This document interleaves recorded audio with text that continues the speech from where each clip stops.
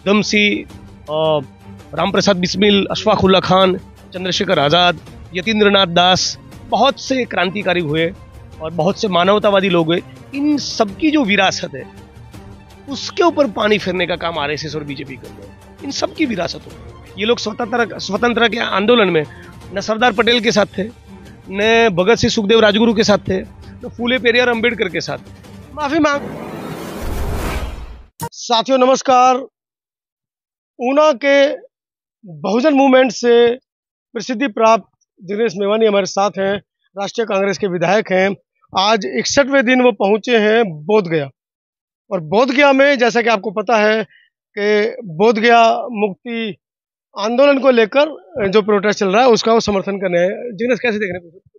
सबसे पहले तो आपके माध्यम से कल 14 अप्रैल है, तो सभी को अंबेडकर जयंती की ढेरों शुभकामनाएं।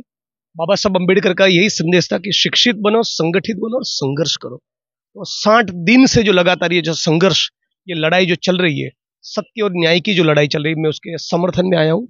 और बहुत साफ बात है, हर एक व्यक्ति को लोकतंत्र में किसी भी कानून के निर्माण का और किसी कानून को खारिज करने का लोकतांत्रिक अधिकार है। तो कानून और संविधान के दायरे में रहते सभी जो पीछे बैकग्राउंड में जो भी बुद्धिस्ट भिक्षुक यहाँ पर बैठे, मैं उनके समर्थन में आया हूँ। और उन्होंने मुझे बहुत खुलकर बताया, बड़ी गहराई से 1-1.5 घंटा बात हुई। यहाँ जो चंदा आता है उसमें करप्शन से लेकर जिस प्रकार से बुद्ध की फिलोसॉफी, बुद्ध की जो विचार है, उससे हटकर एक प्रकार से मनुवादी आरएसएस की सोच को कैसे सिस्टमेटिकली घुसेड़ा जाए, उसका एक षड्यंत्र उनको नजर आ रहा है। वो बात उन्होंने मेरे साथ शेयर की, तो मैं उसके खिलाफ हूँ और मैं इस आंदोलन की, इस मुहिम के समर्थन में हूँ। बड़े ही शांतिपूर्ण तरीके से बैठे हैं, आपको नहीं लगता? देखिए, बुद्धिस्ट जहां पर भी बैठेंगे बड़े शालीनता से बैठेंगे, विनम्रता से बैठेंगे, शांतिपूर्ण ढंग से ही बैठेंगे, कानून और संविधान के दायरे में रहकर ही बात करेंगे, तभी तो वो बुद्धिस्ट है। यही उनका रवैया रहता है, यही आकर्षित करता है। और मानवतावादी लोग मानवता में बांटते हैं। और मैं मानता हूँ कि ये तो भारत भूमि जो है वो नानक की भूमि है, रविदास की भूमि है, सूफी संतों की भूमि है, गौतम बुद्ध की भूमि है। और यहाँ पर यदि आरएसएस की सोच को घर घर में घुसेड़ने की जो कोशिश हुई है, तलवारें और त्रिशूल बांटने की कोशिश हुई है, ये तो भारत भूमि और भारत की परंपराओं का इंसल्ट है, अपमान है। लेकिन सरकारें शांत हैं, कहीं ना कहीं एक षड्यंत्र भी इसको कह सकते हैं कि बिल्कुल मौन है। नहीं, सरकार यदि इनकी मांगों का स्वीकार न करे तब भी बैठकर बात तो हो सकती है ना। 60 दिन से धरना चल रहा है, आप कोई बात ही नहीं कर रहे हो, ये भी एक प्रकार से मैं मानता हूँ इंसल्ट है। उनके साथ डायलॉग करना चाहिए। यदि आप कन्विंस नहीं है, उनकी मांगों के समर्थन में है, तभी बैठकर अपनी बात रखनी चाहिए कि क्यों आप सहमत नहीं है, बताइए हमारी मांगों में क्या गलत है। जो डायलॉग होना चाहिए, डेमोक्रेटिक जो प्रक्रिया होनी चाहिए, वो बिल्कुल नहीं हो रही, और वो मैं मानता हूँ बहुत गलत है। और पूरी दुनिया जानती है कि ये बुद्ध गया बहुत ऐतिहासिक धरती है। माना जाता है कि गौतम बुद्ध को यहाँ पर ज्ञान की प्राप्ति हुई। इस जगह का जो संचालन है, इसका जो फंक्शनिंग है, वो बुद्धिस्टों के हाथ में होना चाहिए, राइट। किसी जमाने में वो कानून बना जिसमें दूसरे आस्था रखने वाले लोगों को भी शामिल किया जाता है, लेकिन अब यदि उनकी मांग है कि ये पूरा हमारे लिए छोड़ दिया जाए, तो ठीक है, लेजिटिमेट डिमांड है। और मैं व्यक्तिगत डिमांड के समर्थन में हूँ, क्योंकि भारत का इतिहास ये भी कहता है कि किसी जमाने में पुष्पशुंग मित्र ने अनगिनत बुद्धिस्ट विहारों को नष्ट किया है, बुद्धिस्ट भिक्षुकों की कत्लेआम की है, बुद्ध के साहित्य को खत्म किया है। बुद्ध ने जो मानवता की, समानता की जो क्रांति की, उसको उल्टा करके प्रतिक्रांति की है।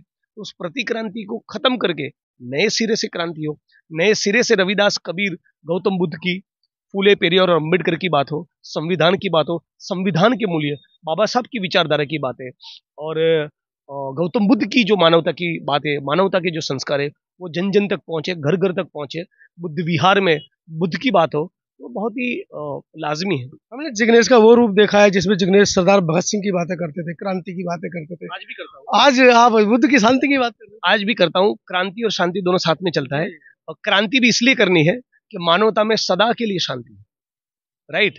तो भगत सिंह भी बहुत बड़े हमारे यूथ आइकॉन हैं। उन्होंने कहा कि किसानों और मजदूरों के हाथ में राज सत्ता हो। आज ही के दिन एक छोटे बच्चे ने कसम खाई थी कि इंग्लैंड में घुस के गोली मारूंगा। उधम सिंह की मैं बात कर रहा हूँ। आज जलियांवाला कांड हुआ था 1919 में। उधम सिंह, भगत सिंह, उधम सिंह, राम प्रसाद बिस्मिल, अशफाक उल्ला खान, चंद्रशेखर आज़ाद, यतीन्द्रनाथ दास, बहुत से क्रांतिकारी हुए और बहुत से मानवतावादी लोग हैं, इन सबकी जो विरासत है उसके ऊपर पानी फेरने का काम आरएसएस और बीजेपी कर रहे हैं। इन सबकी विरासतों को ये लोग स्वतंत्रता के आंदोलन में न सरदार पटेल के साथ थे, न भगत सिंह सुखदेव राजगुरु के साथ थे, न फूले पेरियार अंबेडकर के साथ थे। माफी मांग रहे थे और इनको साहसवीर कहा जाता है। माफी मांग रहे थे, राइट, चापलूसी कर रहे थे अंग्रेजों की। तो उनसे तो कोई उम्मीद नहीं, उम्मीद इस मुल्क की जनता से उम्मीद है कि इन बातों को समझे और फिलोसॉफी समझे, बाबा साहब अंबेडकर की, भगत सिंह की, ज्योतिबा फुले की, रामास्वामी पेरियार की, ये हमारे असली आइकॉन है। तो उम्मीद है कि जनता में धीरे धीरे जो अवेकनिंग आ रही है वो एक दिन जरूर आएगी। हम सभी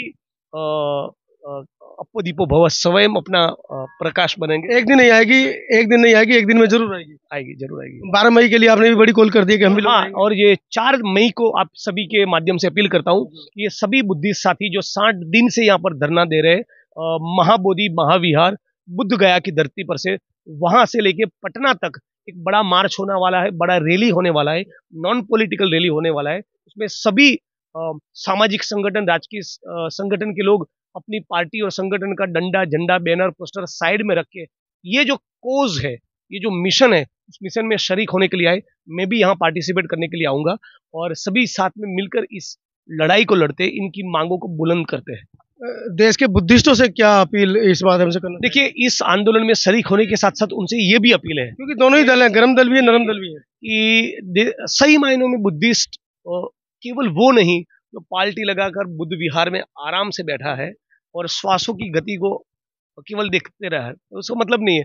यदि आपके इलाके में कोई स्लम्स डेमोलिश हो रहा है, किसी गरीबों के झोंपड़े तोड़े जा रहे हैं, मजदूरों की हड़ताल चल रही है, किसान सुसाइड कर रहा है, किसी आदिवासी दलित के ऊपर उत्पीड़न हो रहा है, इन सभी मुद्दों के साथ आपका भी सरोकार हो, सभी की पीड़ा में, सभी के दर्द में आपको भी शरीक होना है, सभी लड़ाई में पार्टिसिपेट करना है। क्योंकि गौतम बुद्ध केवल पार्टी लगाकर बैठे रहने वाले महापुरुष नहीं थे, वो चाहते थे कि देश और दुनिया में बदलाव हो, क्रांति हो, समानता हो, न्याय हो। पैदल चलकर विश्व पर राज किया, राइट, सभी की मुक्ति की उन्होंने कामना की थी। तो सभी के लिए लिखना, सभी के लिए बोलना, सभी के लिए लड़ना, यही हमारा कर्तव्य है।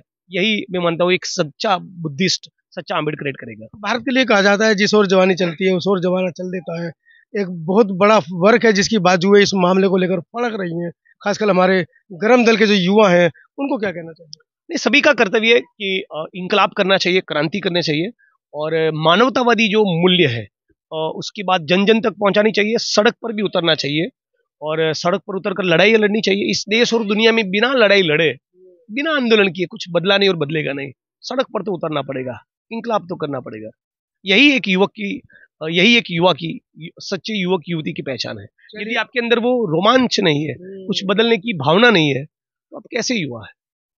कहीं ना कहीं जिग्नेश मेवानी के आने से मुझे लगता है कि बोधगया का माहौल जो है वो 3, 4, 5, 6, 7, 8 दिन तक, 8 तारीख तक गरमाने वाला है। 12 तारीख की भी एक कॉल की गई है कि इस बार पूरे देश के जो बुद्धिस्ट लोग हैं, खासकर जो बुद्ध में आस्था रखते हैं, जो बुद्धिस्ट जो बुद्ध जयंती है, वो भी इस बार यहाँ पर मनानी। हाँ, बिल्कुल। तो उन सभी को भी आह्वान है कि वो भी बड़ी तादाद में यहाँ पर आए और मैं मई में आऊँगा 4 तारीख को, शायद एक दिन पहले ही आ जाऊँगा और उसमें भी बहुत बड़ी तादाद में लोग जुड़े। साथ साथ में एक ये भी कहना जो बाबा साहब ने जब बुद्धिज्म अंगीकार किया, तब जो उन्होंने जो बात की थी, वो पर्चों के माध्यम से, पैम्फलेट से माध्यम से हजारों लाखों की तादाद में एक नए सिरे से जन जन तक पहुंचाने का एक अपॉर्चुनिटी भी है।